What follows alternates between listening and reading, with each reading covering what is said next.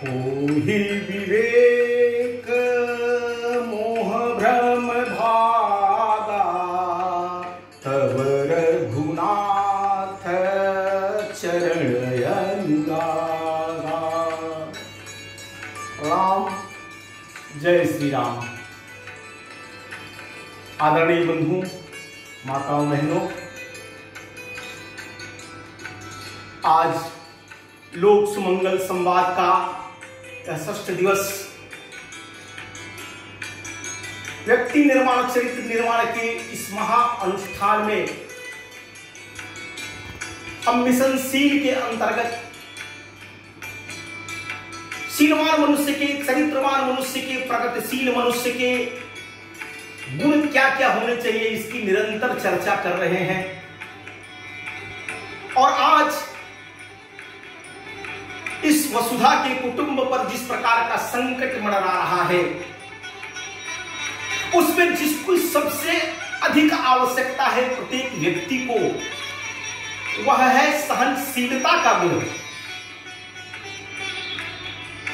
हमारे ऋषि मुनियों ने कहा है कि व्यक्ति को सहनशील होना चाहिए।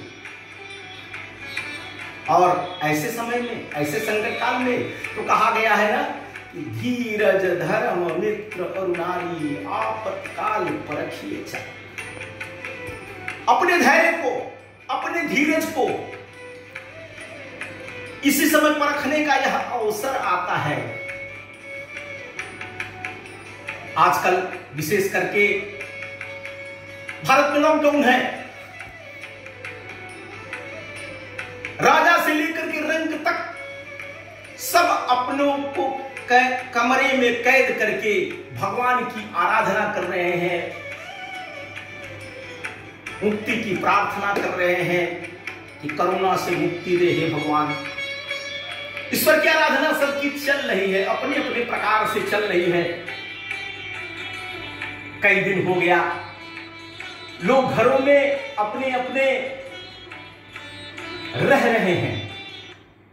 पहले दिन तो लगा कि बहुत अच्छा है, घर में रहने का इतने दिन बाद मौका मिला है। लेकिन धीरे धीरे अब जब घर में रहते रहते, हमारे परिवारों में कहा जाता है ना कि जहां 4 बर्तन रहते हैं खटकते ही हैं, तो ऐसे अब उबन हो रही है। कई बार आनंद में हमने कुछ दिन देखा, लोगों ने घर में बहुत भोजन बनाया, ये किया वो किया।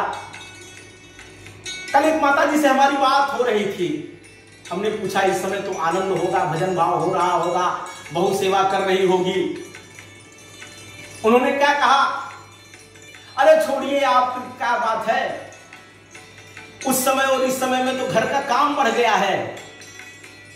नाती पोता से लेकर के पतिदेव तक सब लोग कुछ ना कुछ फरमाइश करते रहते हैं। हमारा काम तो बढ़ गया है, घर का काम तो बढ़ गया, उन लोगों का काम कम है, लेकिन हम लोगों का काम बढ़ गया है। बात उनकी भी सही है।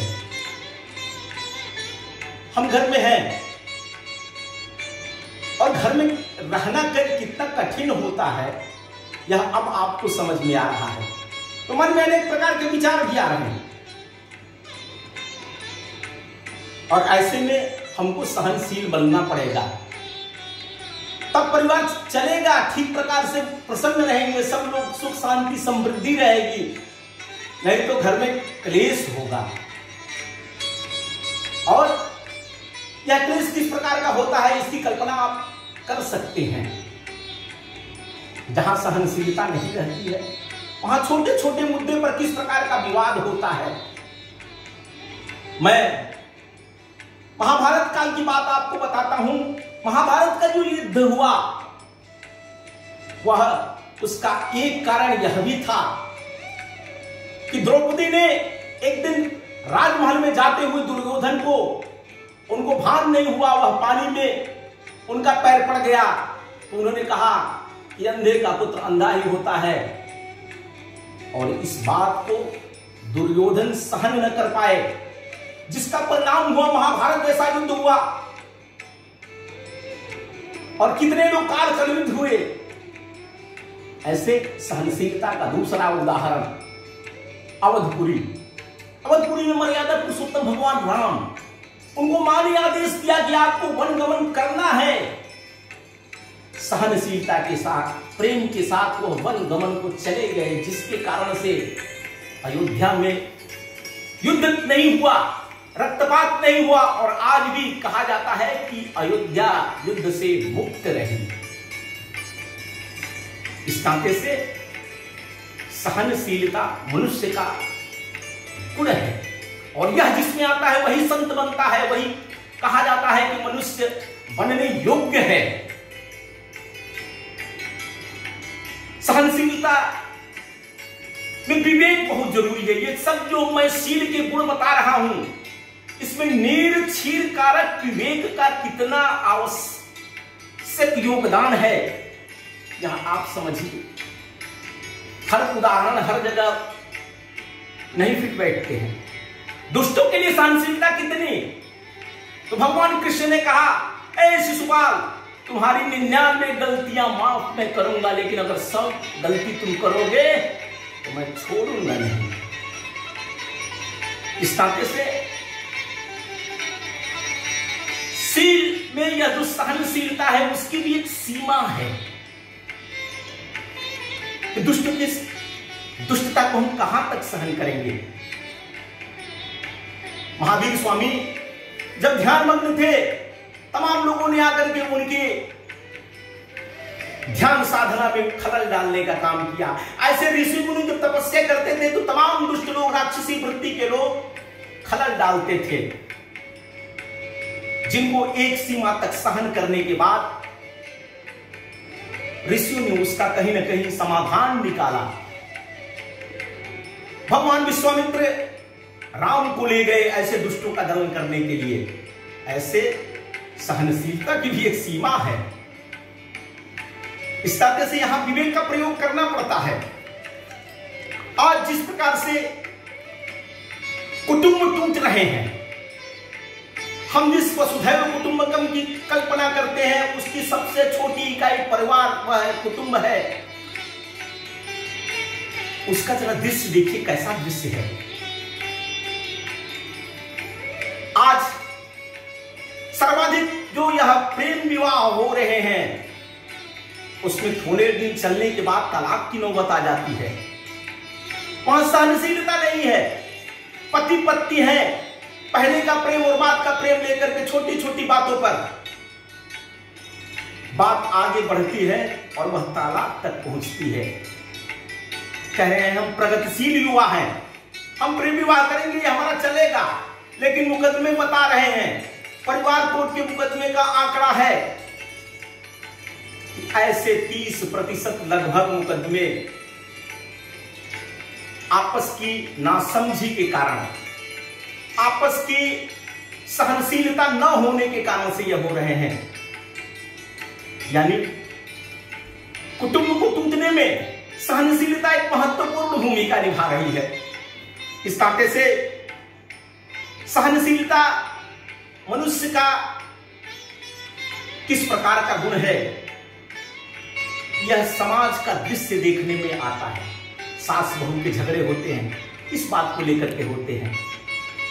बहू बेटी समान है और बेटी की सास वह मां समान है, लेकिन छोटे छोटे मुद्दों को लेकर के, छोटी छोटी बातों को लेकर के दिन भर किचकिच हुआ करती है। परिवार में अशांति का माहौल रहता है और उसके मूल में है सहनशीलता। सहनशीलता परिवार को बचा सकता है, सहनशीलता देश को बचा सकता है, सहनशीलता विश्व को बचा सकता है। आज एक विशेष प्रकार का विश्व युद्ध का संकट बढ़ रहा है। एक देश दूसरे देश को किस प्रकार से आशंका की दृष्टि से देख रहे हैं, इसमें भी सहनशील बनने की जरूरत है।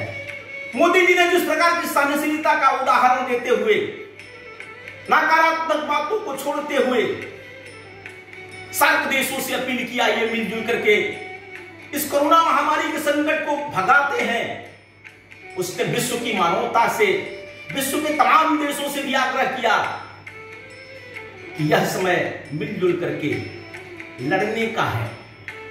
छोटी छोटी बातों पर एक दूसरे पर आरोप प्रत्यारोप करने से कोरोना को हम नहीं भगा सकते हैं।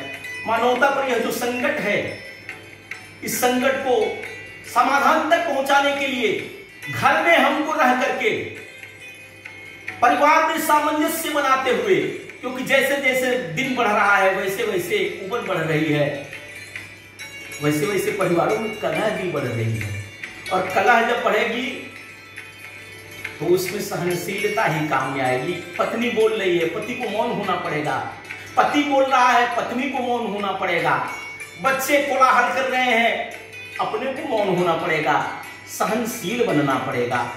क्योंकि सहनशीलता परिवार में कैसी होती है, इसका अद्भुत उदाहरण भगवान शंकर है।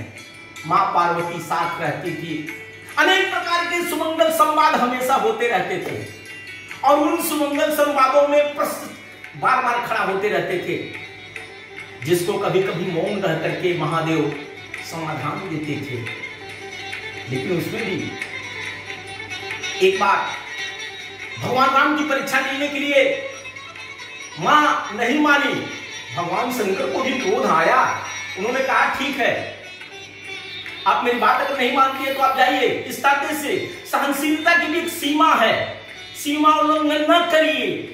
जिस प्रकार से आदरणीय मोदी जी ने कहा ना कि लक्ष्मण रेखा का उल्लंघन नहीं करना है, इस नाते से सहनशीलता की भी एक सीमा है। परिवार में रहते हुए अगर आप असहनीय काम करते रहेंगे तो उसको कोई भी स्वीकार नहीं करेगा। देश विदेश से अनेक मित्रों का अपने को सुझाव आ रहा है। कल एक हमारे मित्र श्रावस्ती के मिश्र जी, सुमित मिश्र जी ने कहा है कि सील की परिभाषा तो अच्छी लग रही है, लेकिन इस परिभाषा पर चलने वाले लोगों की संख्या, कथनी और करनी में अंतर है। आदरणीय मिश्र जी, आपकी बात सत्य है। कथनी और करनी में अंतर नहीं होना चाहिए। मनसा वाचा कर्मणा एक होना चाहिए। और सिद्धांत सिद्धांत होते हैं। मैंने कल भी कहा था कि कोई भी व्यक्ति पूर्णांक नहीं है। चरित्र निर्माण में हम निरंतर अपने अंदर के दुर्गुणों को निकाल करके गुणों को समाहित करने का प्रयास करते हैं। इस नाते से कम हमारी जानकारी तो होनी ही चाहिए कि कौन सी वह मापदंड है जिन पर हमको चलना है। और यह जो साधना है सील की, यह साधना महात्मा बुद्ध कहे थे आत्मदीपो भव। तो संतों ने कहा कि हम बदलेंगे, युग बदलेगा, कि यह साधना है। अपने से पहले विचार करना पड़ता है कि हम जो बातें कह रहे हैं हम उस पर कितना चल पा रहे हैं कि नहीं चल पा रहे हैं। और निरंतर इससे दुखी भी नहीं होना चाहिए कि हमने जो संकल्प तय किया है उस संकल्प पर हम नहीं है। निरंतर रसरी आवत जातते पाहन परे निशान। अगर हम निरंतर यह चिंतन करते रहेंगे, हम निरंतर यह विचार करते रहेंगे, तो निश्चित रूप से हम जिन संकल्पों को लेकर के आगे बढ़ रहे हैं वह संकल्प पूरे होंगे। इस नाते से आज के इस सुमंगल संवाद में आपसे करबद्ध प्रार्थना है कि कुटुंब को बचाना है, विश्व को बचाना है, मानवता को बचानी है, तो अपने अंदर सहनशीलता के भाव को लाएं और इस कोरोना के महासंकट को दूर करने के लिए, परिवार को बचाए रखने के लिए प्रभु से प्रार्थना करें। बस इतनी सी प्रार्थना। राम, जय श्री राम।